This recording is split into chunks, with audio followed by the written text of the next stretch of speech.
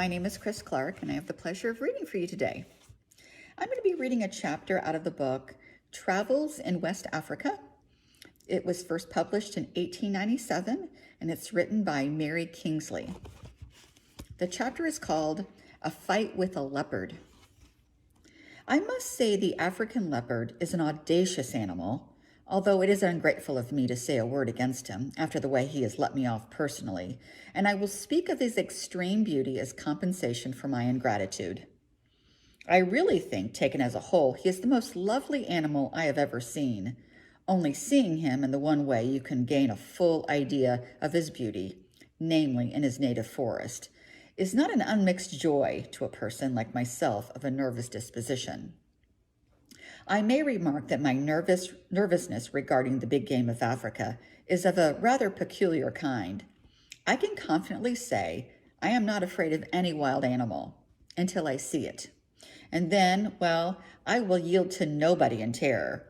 Fortunately, as I say, my terror is of a special variety, fortunately because no one can manage their own terror. You can suppress alarm, excitement, fear, fright, and all those small fry emotions, but the real terror is as dependent on the inner make of you as the color of your eyes or the shape of your nose.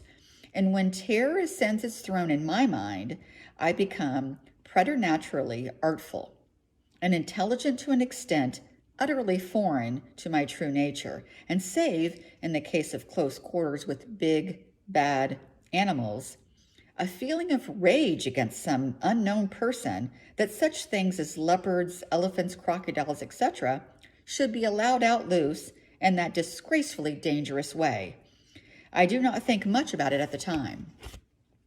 Whenever I have come across an awful animal in the forest, and I know it has seen me, I take Jerome's advice, and instead of relying on the power of the human eye, rely upon that of the human leg, and effectively, masterly retreat in the face of the enemy. If I know it has not seen me, I sink in my tracks and keep an eye on it, hoping that it will go away soon. Thus I once came upon a leopard. I had got caught in a tornado in a dense forest. The massive, mighty trees were waving like the wheat field in an autumn gale in England, and I dare say a field mouse in the wheat field in a gale would have heard much the same uproar.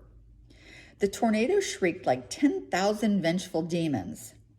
The great trees creaked and groaned and strained against it, and their bush rope cables groaned and smacked like whips.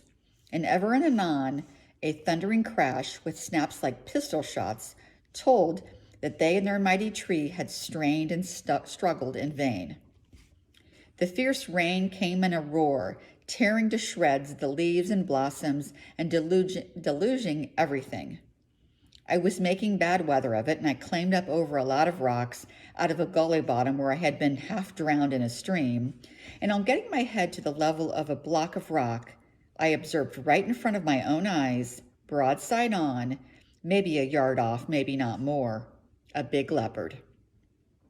He was crouching on the ground with his magnificent head thrown back and his eyes shut. His forepaws were spread out in front of him, and he lashed the ground with his tail. And I grieve to say, in face of that awful danger, I don't mean me, but the tornado, that depraved creature swore softly, but repeatedly and profoundly. I did not get all of the facts up in one glance, for no sooner did I see him that I ducked under the rocks and remembered gratefully that leopards are said to have no power of smell. But I heard his observation on the weather and the flip-flap of his tail on the ground. Every now and then I cautiously took a look at him with one eye over a rock ledge, and he remained in the same position. My feelings tell me he remained there 12 months, but my calmer judgment puts the time down at around 20 minutes. And at last, on taking another cautious peep, I saw he was gone. At the time, I wished I knew exactly where, but I do not care about that detail now, for I saw no more of him. He had moved off in one of those weird lulls which you get in a tornado, when for a few seconds the weird herd of rushing winds seem to have lost themselves, and wander around crying and wailing like lost souls until their common rage seizes them again and they rush back to their work of destruction. It was an immense pleasure to have seen the great creature like that. He was so evidently enraged and baffled by the uproar and dazzled by the floods of lightning that swept down from the deepest recesses of the forest, showing in every second every detail of fig, leaf, branch, and stone around you, and then leaving you in a sort of swirling dark until the next flash came. This and the great conglomerate roar of the wind, rain, and thunder was enough to bewilder any living thing. I have never hurt a leopard intentionally. I would never hurt a leopard intentionally. I am habitually kind to animals, and besides, I do not think it ladylike to go shooting things with a gun. Twice, however, I have been in collision with them. On one occasion, a big leopard had attacked a dog, who with her family was occupying a broken-down hut next to mine. The dog was a half-breed boarhound, and a savage brute on her own account. I, being aroused by the uproar, rushed out into the feeble moonlight, thinking she was having one of her habitual turn-ups with other dogs. And I saw a swirling mass of animal matter within a feet of me. I fired 2 mushroom-shaped native stools in rapid succession into the brown of it, and meeting up with a broken leopard and a dog. The leopard crouched, I think, to spring on me. I can see its great, beautiful, lambent eyes still, and I seized an earthen water cooler and flung it straight at them. It was a noble shot. It burst on the leopard's head like a shell, and the leopard went for bush one time. 20 minutes after people began to drop in cautiously and inquire if anything was the matter, I civilly asked them to go and ask the leopard in the bush, but they firmly refused. We found the dog had got her shoulder slit open as if a blow from a cutlass, and the leopard had evidently seized the dog by the scruff of her neck.